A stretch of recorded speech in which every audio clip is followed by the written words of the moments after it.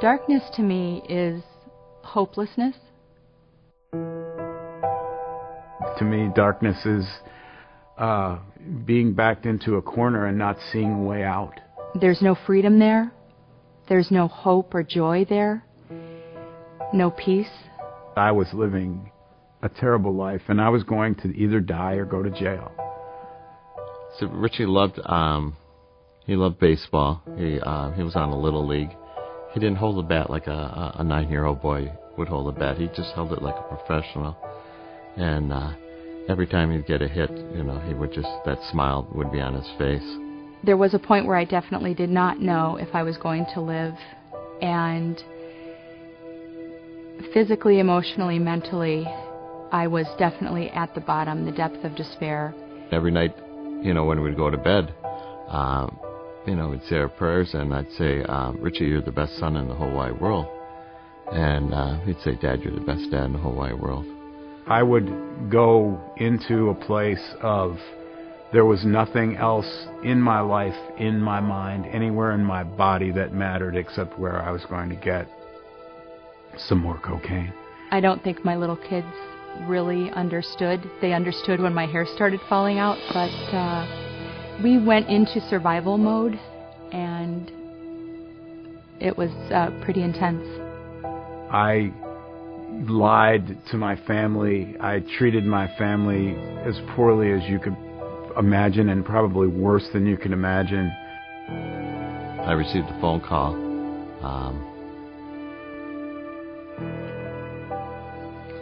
from my daughter, Sarah, which is a year older. She said, Dad, the ambulance is here, and Richie's not breathing. That time for me was the darkest time that I had experienced in my life. That point of being so ill that you don't even have the ability to care what your kids are doing or who's taking care of them. I don't know where I would have turned without Christ at that point, and He's been there. He gets it, and He is there with you. And that was what I clung to in that dark place. Darkness is a black hole. The pain is so intense. Your emotions are so raw. And you don't feel like going on. It hurts that much.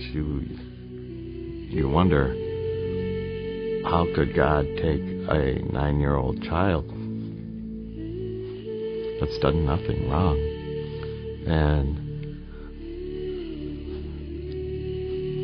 just take him? And that's what I struggle with.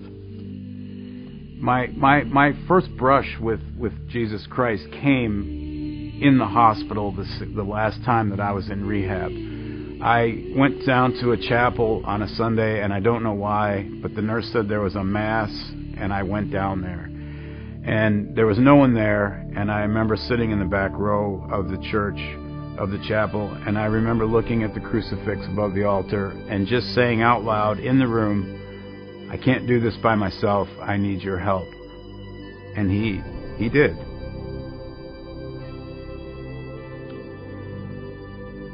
I was one of his children.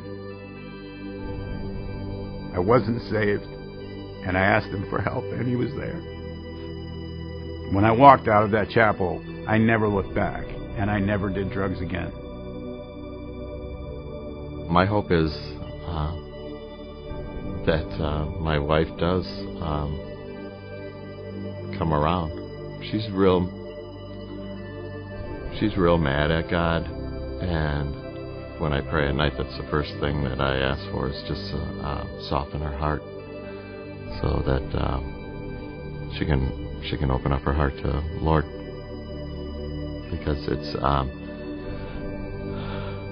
when I get to heaven, I don't want my son to say, "What about Mom? What about Mom?" I felt at the time that I was getting a tiny taste of how He suffered, how Jesus suffered, just a glimpse of that. My God sustained me through that. The first thing I did in the morning was open my Bible and my devotionals and cling to His promises, the words that He had, the grace and the mercy that He provided each day in a new way each morning. I clung to that. It is what I had. No matter what you're going through, that cannot be taken away from you. He is the saving grace for all of us. And if I can share anything at all, no matter what your burden is,